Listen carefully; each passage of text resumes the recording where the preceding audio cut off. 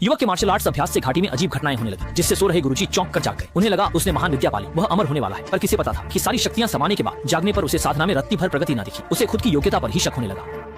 गुरु समझ गए कि यह सब उसके सांसारिक मोह के कारण है। उन्होंने झूठ कहा कि उसकी योग्यता कम है और वर्षों पहले उसका रिश्ता तय हुआ था। अब उसे निशानी लेकर यांग परिवार के पास शादी का प्रस्ताव ले जाना था। लड़का उत्साह से निकल पड़ा। तभी पहाड़ के नीचे दो योद्धा एक युवती का पीछा कर रहे थे। जान बचाने को वह रहस्यमयी दिव्य सीढ़ी में घुस गई। वहाँ से कोई जिंदा नहीं लौटा था। जब वह मरने वाली थी, लड़का वहाँ आ पहुंचा।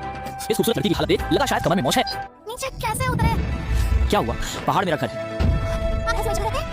युवक उस रहस्यमयी जगह से अनजान था। उसने युवती को सहारा दिया तो उस पर बना जानलेवा दबाव तुरंत गायब हो गया। ये देख पीछा कर रहे शक्तिशाली लोग दंग रह गए और भाग खड्डे हुए। युवती ने शुक्रिया अदा किया, पर यांग परिवार में विवाह प्रस्ताव के कारण युवक रुक न सका। औपचारिक विदाई के बाद वह चला गया।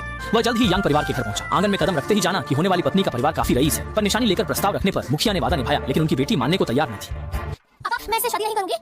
यह अप्रत्याशित परिणाम उस युवक के लिए अत्यंत हैरान कर देने वाला था। यांग परिवार ने किसी भी प्रकार की बदनामी से बचने के लिए उसे कीमती गहने देकर विदा करना चाहा, परंतु उस युवक को इन सब चीजों की रत्ती भर भी परवाह न थी। वह वहां से जाने ही वाला था कि तभी यांग परिवार की बड़ी बेटी, जिसे उसने दिन के समय संकट से बचाया था, अचानक अंदर चली आई। युवक की अद्भुत काबिलियत को देख चुकी उस सुंदरी ने अपनी छोटी बहन की जगह स्वयं उससे विवाह करने का निर्णय लिया और वह उसी रात विवाह के बंधन में बंधने के लिए अत्यंत बेताब थी।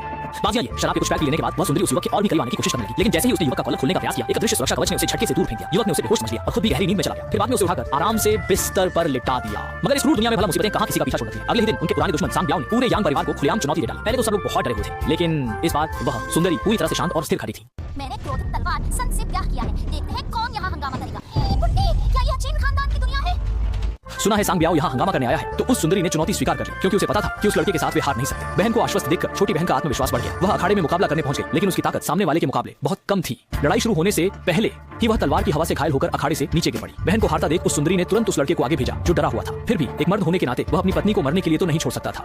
नाजुक मोड़ पर उसे गुरु का दिया ताबीज याद आया, जिससे वह आकाशीय बिजली बुला सकता था। एक बार बिजली गिरने पर कोई भी शक्तिशाली योद्धा इसका सामना नहीं कर पाएगा। अगले ही पल शांत दिखते हुए वह अखाड़े में उतरा और उंगलियां जोड़ मंत्र पढ़ने लगा।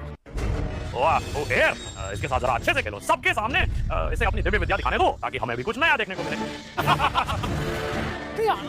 जल्दी से अपनी दिव्य शक्तियों का प्रदर्शन करो, ताकि सब लोग उन्हें देख सकें। गुरुदेव, अब बाकी सब कुछ मैं आपके भरोसे ही छोड़ रहा हूँ। और तुम्हें कहा ना वहीं खड़े रहो। अरे निकम्मे, वहीं पर स्थिर खड़े रहो। अब मुझे अपनी वो जादुई शक्तियां दिखाओ। ठीक है, मुझे उम्मीद है कि तुम बाद में पछताओगे नहीं।